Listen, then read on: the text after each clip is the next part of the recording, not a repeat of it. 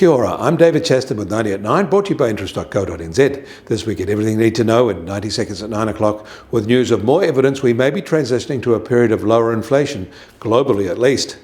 The latest US Fed survey of inflation expectations shows them retreating. For petrol, households surveyed expecting to remain at the current level over the next year, but that means overall inflation expectations are now at 5.7% in the year ahead, down from 6.2% in July. And house price growth expectations fell sharply, now down to just 2.1% and a two-year low, and expectations of credit access fell. Households, however, were much more optimistic about their future income and financial situation. And the latest update to the USDA World Agricultural Supply and Demand estimates show that global wheat prices will remain historically high, but they are falling from prior estimates.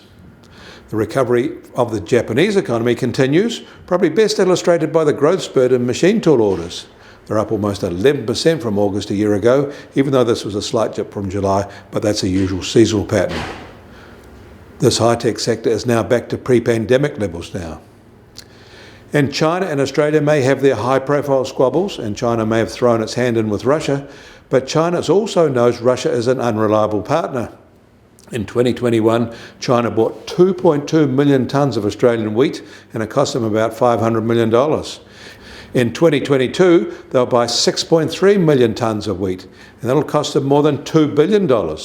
China seems trapped on relying on Australian source commodities, whether it be wheat or iron ore or coal, and no wonder Australia is generating huge trade surpluses.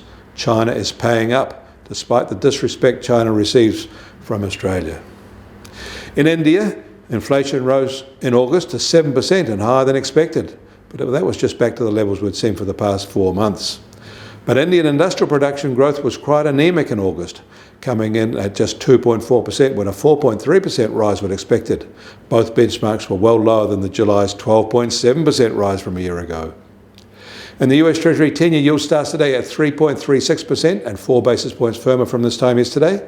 And the price of gold will open today at $1,729 an ounce, and that's up $12 from this time. And oil prices start today $2.50 higher at just under $87.50 in the US, while the international Brent price is up a bit less, now just under $93.50 a barrel. And the Kiwi dollar will open today at just on 61.5 US cents, and that's back up a half cent from this time yesterday.